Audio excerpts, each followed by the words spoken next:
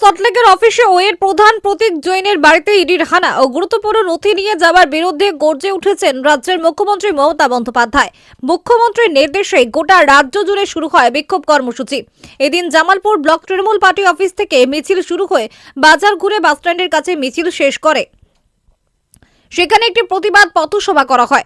মিছিলে হাঁটেন ব্লক সভাপতি মেহমুদ খান, বিধায়ক অলক কুমার মাঝি, সহ সভাপতি ভূতনাথ মালিক, যুব সভাপতি উত্তম হাজারি, জেলার যুব সহ সভাপতি শাহাবুদ্দিন মণ্ডল সহ অন্যান্যরা।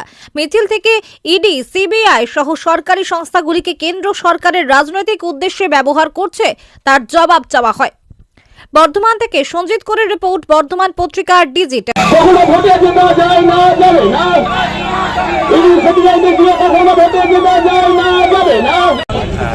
যখনই ভোট আসে তখনই ইডি এবং সিবিআইকে বিভিন্ন জায়গায় সমস্যাটা তৈরি হয়।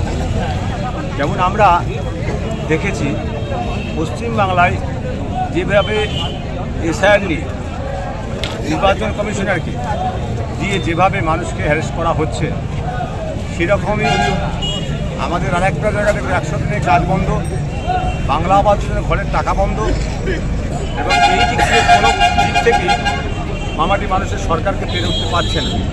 সেই কারণে ইডিকে দিয়ে আইপ্যাকের অফিসে আজকে আমাদের যে নথিপত্র ওখানে আছে, সেটা আমাদের নেত্রী যে বক্তব্য রেখেছে, সেই বক্তব্যের নিরিখে আমরা দেখেছি যে আজকে যে ইডি সিবিআইকে দিয়ে পশ্চিমবাংলায় তৃণমূলকে যাতে কমিয়ে দেওয়া যায়, সেই জন্যই আর কি বিভিন্ন জায়গায় এই সমস্যা তৈরি হচ্ছে।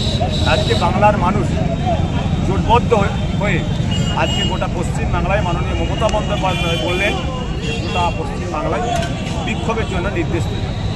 গোটা পশ্চিমবাংলার নিরিখে আমাদের জামালপুর ব্লকে আমরা বিক্ষোভ করলাম। এখানে বিধায়ক ছিল, আমাদের তৃণমূলের উইংসের সভাপতিরা ছিল, পঞ্চায়েত সমিতির সভাপতি ছিল, তৃণমূল কংগ্রেসের কর্মীরা ছিল। এখানে আমরা জামালপুর পার্টি অফিস থেকে আমাদের জামালপুর থানা এলাকায় বিক্ষোভ আমাদের শেষ। নতুন করে আবার আমরা দেখছি যে জামালপুরও নতুন করে হিয়ারিং বা ভেরিফিকেশনের জন্য আবার নতুন করে নাম এসছে, একাধিক নাম এসছে, কীভাবে দেখছেন ব্যাপারটা? শুনলাম যেটা হিয়ারিং হয়েছিল, এখন দেখছি হিয়ারিংয়ের জন্য প্রায় 20 থেকে 25,000 এরকম একটা শুনলাম। তো সেইখানে যাদের আকার রেকার এইগুলো ভুল হয়েছে, সেগুলো আজকে চক্রান্ত, সেখানে সাধারণ মানুষকে হ্যারেস করা হয়েছে। এই জন্যে সাধারণ মানুষ 26 সালে নির্বাচন এসআইয়ের যে প্রতিফলন, এটা বাংলার মানুষ প্রমাণ করে দেবে। 26 সালে নির্বাচনে মাননীয় মুখ্যমন্ত্রী মমতা বন্দ্যোপাধ্যায়, আমাদের অভিষেক বন্দ্যোপাধ্যায় ছাড়া, তৃণমূল কংগ্রেস ছাড়া আর কোনো দল সাধারণ মানুষের পাশে নেই।